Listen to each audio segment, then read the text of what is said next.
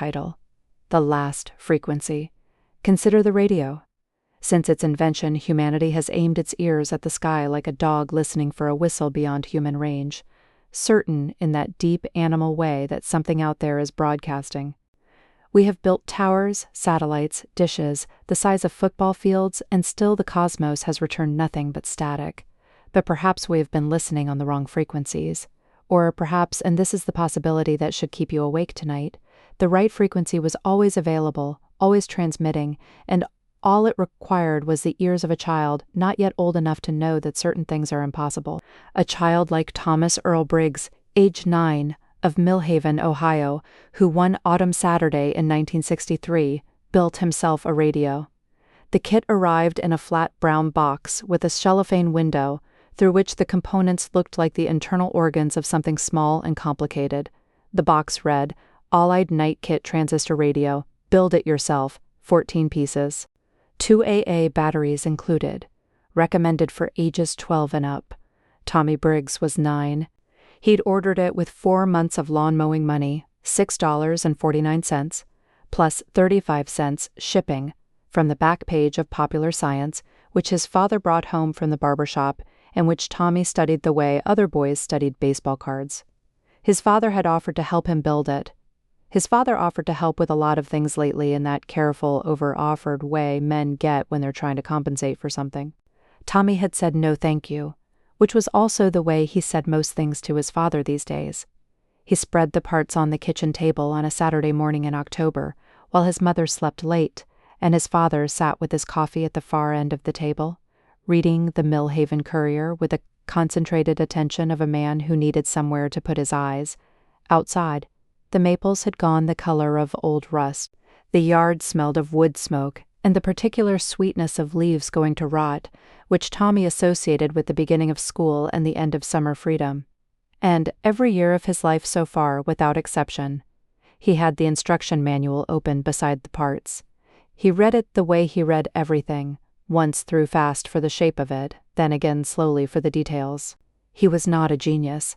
He was not gifted in any way that his teachers had formally identified. He was simply a boy who paid attention, which is its own kind of intelligence and perhaps rarer. The radio took him 3 hours and 40 minutes. He soldered the connections using his father's iron, under his father's silent supervision. The one piece of help he accepted, because he understood that a 9-year-old boy alone with a soldering iron was a 9-year-old boy with a house fire. His father stood behind him and said nothing, which for 1 hour was almost like being close. When Tommy touched the last wire to the last terminal and the whole small thing held together in his palm, a silver and black rectangle no bigger than a deck of cards, with a tiny speaker grill and a tuning dial and a telescoping antenna he'd had to cut to length, he felt something he would spend the rest of his life trying to feel again. Not pride exactly, something cleaner. The satisfaction of having made a thing that worked from a thing that didn't. He turned the dial. Then, ghosting through it, the faint brass band brightness of WKBN Youngstown, playing Chubby Checker. His mother appeared in the kitchen doorway in her house dress, and her face did something complicated, moved toward a smile, ran into some private weather, settled into a careful neutrality. "You built that?" she said. "Yes, ma'am. Does it work?" "Yes, ma'am." She poured herself coffee and stood at the sink looking out at the maple tree. His father folded his newspaper. The 3 of them existed in the kitchen in their separate compartments, listening to Chubby Checker tell everyone to twist. That night Tommy couldn't sleep. This was not unusual. He was a poor sleeper even under normal circumstances, and the past 8 months had not been normal circumstances. 8 months since the night he'd lain in this same bed listening to his parents' voices carry through the wall, not the words, but the tone of them, which was all he needed. Tones told you more than words. Words could lie. Tones were structural, like the frame of a house, and what he'd heard in those voices was the sound of a frame giving way. Nothing had changed outwardly. His father still came home for dinner. His mother still made pot roast on Sundays, but the house had a different quality of silence now, not peaceful silence, which is the silence of things at rest, but careful silence, which is the silence of things being held very still. He lay with his transistor radio on his chest, the volume down low, the The antenna extended toward the ceiling. He turned the dial slowly, looking for the place between stations where the static changed character, where it became something other than white noise, something with texture and depth, a sound like distance itself. He did this sometimes with the big console radio in the living room, convinced there was music hiding in the static if you were patient enough to find it. His mother said he had too much imagination. His father said he had exactly the right amount. He found the place he was looking for, not between WKBN and Watt, but past the end of the dial, past the place where the dial stopped, which should have been impossible. He had wound the tuner to its physical limit, to the small resistance of the metal tab that was supposed to prevent exactly this, and then he didn't force it. Exactly. He simply kept turning with a steady, curious pressure. The tab gave, or moved, or ceased to be a meaningful obstacle, and the dial turned past where it was supposed to stop. The static changed. He sat up. The static had a structure now, a rhythm, not music, nothing so human as music, but a pattern. The way tides have patterns, the way breathing has patterns, a rise and fall that felt like information being organized into signal. He could hear it the way you hear someone speaking in another room, not the words, but the intent. He put the radio against his ear. He listened for 3 minutes, or 20, or an hour. Time did not behave correctly in that dark bedroom with the maple branches moving against the window and the small speaker pressed to his ear. He understood nothing, and yet felt he was understanding everything. The way you understand a piece of music you've never heard before, not the notes, but the emotional fact of it, the thing it is telling you beneath the notes. Then a voice came through, not static wrapped and distant. Clear. As clear as WKBN playing Chubby Checker, as clear as his mother's voice through the wall, clearer than that. In fact, a clarity with no analog in his experience, a sound that seemed to come from inside the air itself rather than through it. It said, "Mapping complete for Sector 7 Omicron," proceeding to final documentation phase, and then it was gone. Tommy sat very still for a long time. Then he got up and got his spiral notebook, the one he used for arithmetic, and a pencil, and he got back into bed and turned on his flashlight, and he wrote down exactly what the voice had said. He used quotation marks because his third-grade teacher, Mrs. Kowalski, had taught him that quotation marks were how you showed that the words belonged to someone else.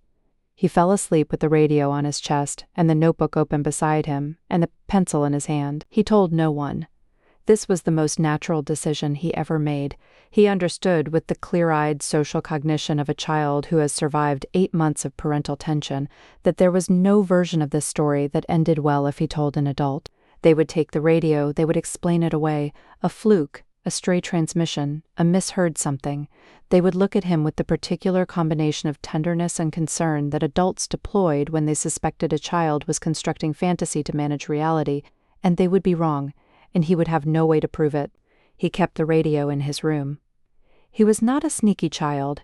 He simply understood the difference between privacy and secrecy, and this was privacy. Over the following 3 weeks, he tuned past the end of the dial every night. The transmission was not always there. Some nights he found only the original static, the ordinary, structureless static of empty air. Other nights the pattern returned, and with it, occasionally, the voice. He filled 12 pages of his arithmetic notebook. The voice always spoke in English. He noted this and found it strange, and then decided that this probably wasn't strange at all, that if you were transmitting toward a place, you'd transmit in the language of that place, the way his father's company sent letters to their German clients in German. It was just courtesy. The voice said things like, social cohesion indexes declining across all measured populations, consistent with predicted fracture models, emotional isolation metrics now at 94th percentile, relative to species baseline, projected to reach critical threshold within, the dominant information distribution architecture continues to accelerate pattern. Recommend extending observation window before effective bonding suppression now measurable across 3 generation units. Primary bonding failures occurring at? Tommy wrote all of it down.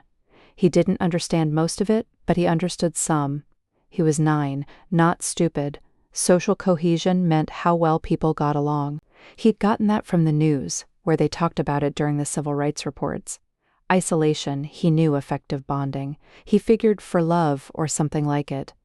The way you could figure a word you didn't know from the words around it. 3-generation units, bothered him. He thought about it for 2 days before he understood family. They were talking about families, and whatever they were measuring, it was failing. He thought about his parents' careful silence. He thought about the frame of the house giving way. He thought, they're watching us. This did not frighten him. He examined the feeling carefully, the way he examined everything, and found it was not fear. It was something more like the feeling he got when he learned that whales sang, a sense of scale being corrected, of the world being both larger and more inhabited than previously understood. He thought they've been watching for a long time. He thought, they don't like what they see. The 4th week, he heard something different. He'd been lying in bed, listening to the pattern. He'd come to think of it as the background transmission. The way you think of elevator music as background, present, but not demanding attention when the voice came through. And it was not the same voice. This one was different in a way he couldn't articulate. The same clarity, the same eerie, intimate directness, but a different texture was the only word he had. A different texture. It said, Thomas.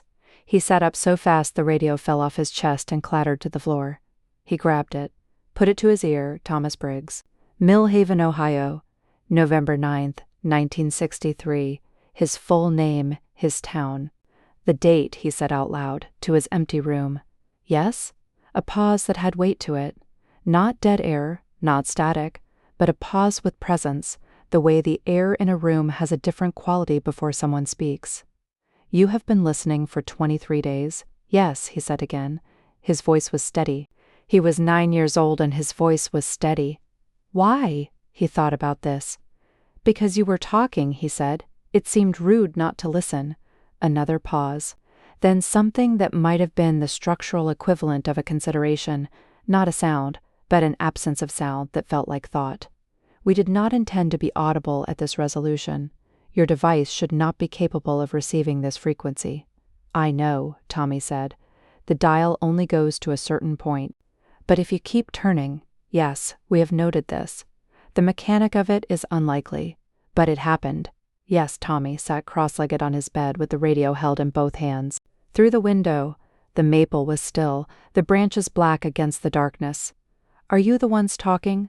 The ones about the social cohesion? A pause longer than the others. You understood those transmissions. Some of them.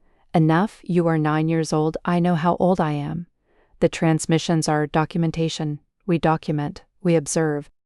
We have been observing your species for, and here the voice produced a sound that was clearly a number but had no reference in any mathematics. Tommy knew. A number the way music was a number felt rather than counted. A long time, Tommy said. A long time, yes, and you're writing a report, documentation, yes. An assessment. Tommy turned this over. An assessment for who? That is not, the voice stopped, started again. That question is outside the parameters of what we are able to. Okay, Tommy said. He had a sense, animal and accurate, of a line he should not push past. What happens after the assessment is done? This pause was the longest yet. The static shifted under it like a tide pulling back from shore, exposing something. That is precisely the relevant question, the voice said. You are the first of your kind to ask it. He talked to the voice. He began to think of it as the voice, capital V, the way you'd capitalize God or President for 11 nights running. He asked it questions that answered some and deflected others with a consistency that told him the deflections were not evasion but genuine limitation, like a government official who could tell you some things and not others. He filed this away. He was building a picture. The voice told him, yes, they had been observing Earth for longer than human civilization. They had observed the development of language, of agriculture, of cities, of war, of every technology humans had produced up to and including the television set and the transistor. They documented, they assessed. The assessments were compiled into what the voice called, with a carefulness that Tommy recognized as the carefulness of someone translating badly, a continuation file. What's it for? Tommy asked. To determine, the voice said, whether continuation is warranted. Tommy sat with this for a moment. You mean whether we get to keep going? The concept maps imprecisely, but broadly. Yes. And the report, the one you're writing now about the social cohesion, about the affective bonding, the families, he said this last word carefully, feeling the weight of it. Is it a bad report? A pause. The current assessment period corresponds to a historically significant anomaly. Your species has developed within the last several decades tools of unparalleled capacity for connection, radio, television, telecommunication, and yet the data shows an accelerating decline in actual connection. The mechanisms designed to bring you together are producing unprecedented isolation. The models suggest what? They suggest a threshold, a point beyond which the decline becomes, the voice searched for a word, self-perpetuating, and if the decline becomes self-perpetuating, the continuation file is updated accordingly. Tommy understood what this meant. He was 9 years old, and he understood exactly what this meant, and the understanding sat in him like a stone in still water, not panicking, not rippling, just sitting there with its full weight. He thought of his parents. He thought of his mother at the sink, looking at the maple tree. He thought of his father's newspaper held up like a wall.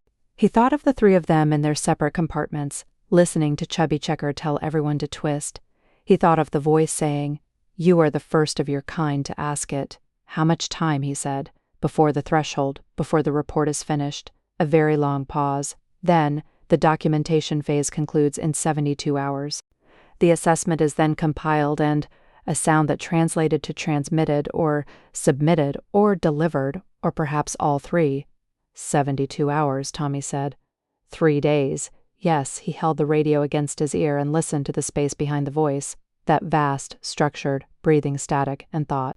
He thought the way he approached the instruction manual for the radio kit, once through fast for the shape of it, then again slowly for the details. "Can I ask you something personal?" "Personal," the voice said, with the texture of someone encountering a concept from an unfamiliar angle. "Do you want the report to be good or bad?" The longest pause of all, the static breathed.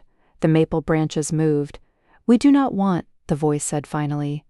"We document." "Okay," Tommy said. "But you talked to me?" No answer. "You said I was the first one to ask, which means you've talked to others. Or you broke some rule to talk to me." "Either way," he stopped, then, "either way, you're not just documenting." No answer. But the static changed quality.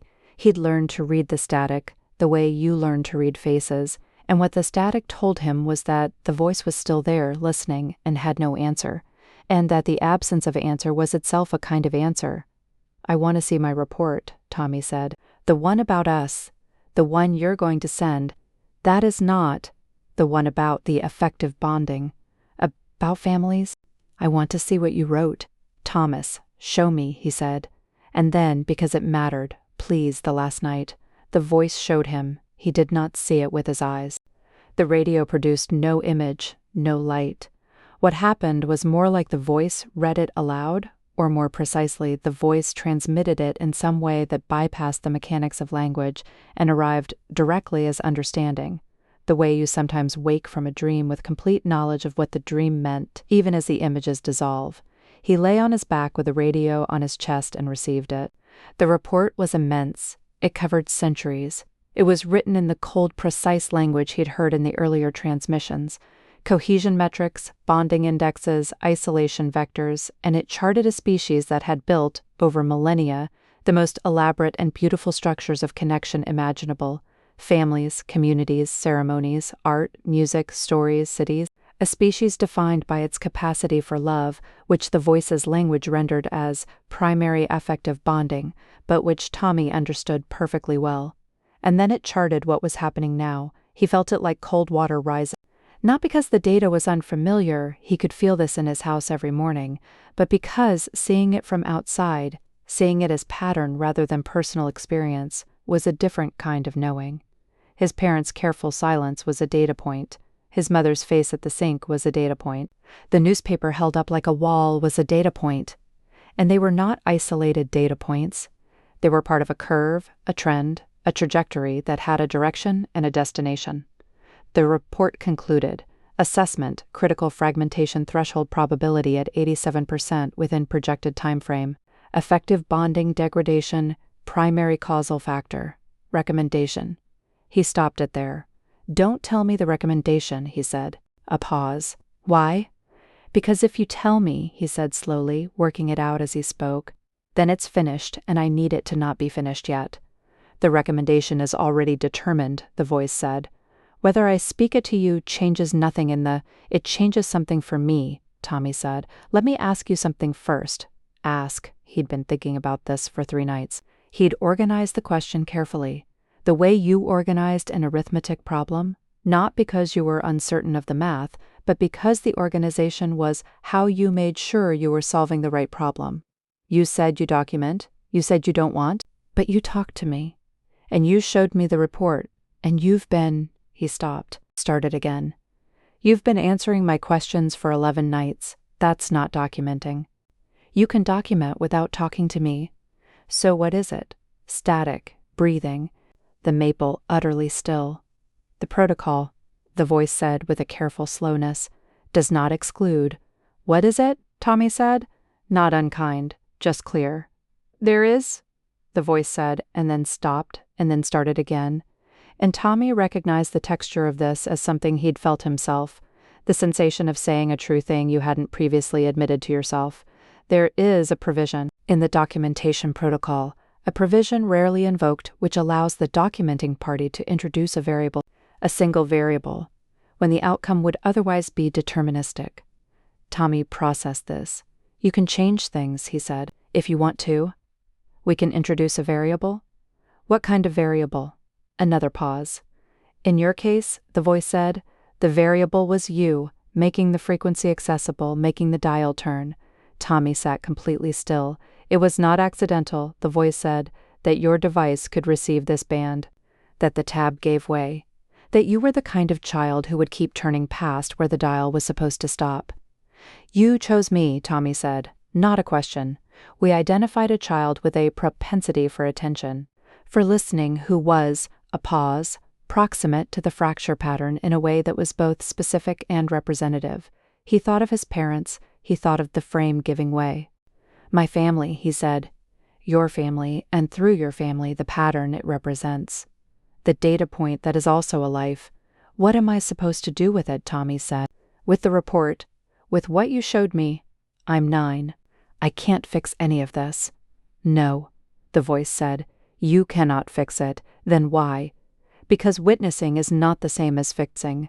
The voice said. Documentation is not the same as observation. To know a thing truly to carry it is different from the thing being known by no one.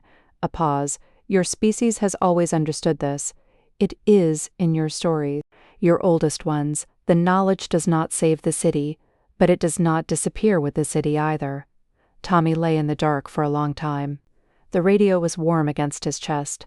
His house made its small nighttime sounds, the furnace, the pipes, the particular creak of the 3rd stair that nobody ever remembered to avoid. After you send the report, he said. Do we ever talk again? No, the voice said. The documentation phase concludes. I will not be present on this frequency after transmission. Okay, Tommy said. He said it the way he said most things, simply without drama, feeling the full weight of it behind the simplicity. Thomas, yeah, the variable we introduced, it is not only what you know, it is what you do with what you know. A pause. The provision allows for only this. The rest is yours in the morning. Tommy came downstairs early enough that the kitchen was empty, the coffee not yet made, the day not yet organized into its usual compartments. He made the coffee. He'd watched his mother do it enough times to know the steps, the filter, the measured scoops, the water level on the side of the pot. He did it carefully, the way he did everything, and when it was brewing, he sat down at the kitchen table in his father's chair and waited. His father came down first. He stopped in the kitchen doorway, seeing Tommy in his chair, and his face did something that Tommy watched carefully, moved through surprise, through something guarded, and then around the edges, something that had been waiting a long time. You made coffee, his father said. Seemed like a good morning for it, Tommy said. His father came in and poured himself a cup and stood for a moment. Then he sat down across from Tommy in the wrong chair, which was actually the right chair for what Tommy needed. They sat, Dad, Tommy said. Can I tell you something? His father put down his cup. He looked at Tommy with his full attention, which was not something he'd done in a while, and Tommy felt it like a physical thing, the weight of being seen. Of course, his father said, I don't know what happened between you and Mom, and I don't think I'm supposed to know, but... He stopped. He was 9 years old and he was working at the edge of his language, in the space where what he felt was larger than what he knew how to say. I'm scared that everyone's going to stop trying, that we're all just going to get quiet and stay that way. He watched his father's face. He watched something in it break open. Just a little, the way ice breaks, not shattering, just cracking, showing water underneath. Tommy, his father said, I know I can't fix it. I know that's not my job. He'd thought about how to say this for 3 nights. I just wanted you to know I'm paying attention. His father didn't say anything for a long time. When his mother appeared in the kitchen doorway, he didn't pick up his coffee or his newspaper. He looked at her and she looked back at him, and Tommy watched the space between them. He didn't know what would happen next. The voice had not promised him anything. The provision allowed for only this, the variable introduced, the frequency opened. The dial turned past where it was supposed to stop. The rest was theirs. He looked out the window at the maple tree. A few last leaves on it, rust-colored, hanging on. The sky behind them the particular shade of gray that meant the season was changing. That cold, clear air was coming, the kind you could see your breath in, the kind that made everything sharp-edged and definite. He thought, witnessing is not the same as fixing, he thought, but it is not the same as nothing either. His parents divorced in the end. On a Thursday in April of 1965, his father moved into an apartment on Culver Street with a Murphy bed and a view of the parking lot behind the Woolworths, and his mother started teaching 3rd grade at Jefferson Elementary, and the house on Maple was sold to a family from Akron who painted the shutters green. This is what happened. Tommy Briggs grew up. He was not saved. His family was not saved. Nothing in the explicit sense was fixed. But here is what else is true. On the morning in November 1963, his father sat with his coffee going cold and talked to his son for 2 hours. The kind of talking that has no agenda and asks nothing and gives everything, and Tommy's mother came in and sat down, and the 3 of them talked together in the kitchen until the light changed, and it was officially morning. It was one morning out of the mornings of their lives. It was for some time the last morning like it. Tommy kept the notebook. He carried it through 4 apartments and 2 marriages and 30 years of work as an electrical engineer. Work he chose. Some part of him knew because of the hours he'd spent listening to what moved through air. He never told anyone about the voice, not because he doubted it, he never doubted it, not for a day, but because the voice had been right. Some things were not fixed by being shared, some things were carried. He became as an adult, a man who paid attention, who sat with his children when they were afraid, not to solve their fear but to know it, who noticed the fractures in the people around him and stayed present near them. Not because presence solved anything, but because absence solved less. He never found the frequency again. He spent years in a quiet and unobsessive way, looking, turning every dial in his possession past where it was supposed to stop. Sometimes he wondered if the documentation had concluded, the file submitted, the recommendation delivered, and what the recommendation had been. Whether they were still out there, documenting, whether the threshold had been reached, or approached, or retreated from. He thought sometimes of what the voice had said. The variable we introduced is not only what you know, it is what you do with what you know. He died at 73, of a heart that had worked hard for a long time and finally needed to rest. In his effects among the notebooks and the decades of accumulated correspondence was a small black and silver rectangle, a Night-Kit transistor radio, soldered by a 9-year-old's careful hands. The tuning dial turned past its stop to a position beyond the end of its own scale. One of his daughters asked what it was. The other daughter said she wasn't sure, but that their father had kept it his whole life, and that seemed like enough of an explanation. They are still out there, the documenters, the assessors, the keepers of the continuation file, still mapping what rises and what falls in us, and perhaps in their cold and comprehensive ledgers, there is a notation beside our entry. Species status, indeterminate. Observation ongoing. The fractures they charted in 1963 did not heal. They deepened, spread, evolved new geometries we couldn't have imagined then. And yet, in the margin of the file, in whatever passes for handwriting among those who watch us from the spaces between frequencies, perhaps there is also this, a single data point that refused to behave like data, a child who turned the dial past where the dial was supposed to stop. Not because he knew what he would find, but because he was the kind of child who needed to know. We don't survive through our technologies or our architectures or our grand collective projects. We survive. If we survive in the small, persistent acts of attention, a father looked at, a mother sat with, a morning given over to the radical, ordinary act of being present with the people we are losing. That is the only frequency that has ever mattered. You are receiving it now,